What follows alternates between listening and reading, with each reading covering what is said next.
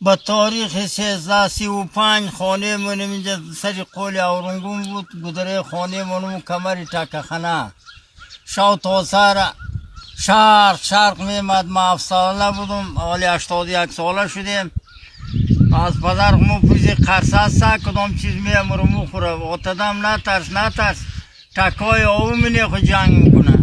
سر هر میخواستی که شاخهای چپرچه وری غلجه هر غلجه و تکه و رمه دمی کمر میگشتی. انقلاب آمد، مردم مشکوشه شوره مشکوشه جور کد مشکوشه پیدا کد آوار صاف کد از کمر.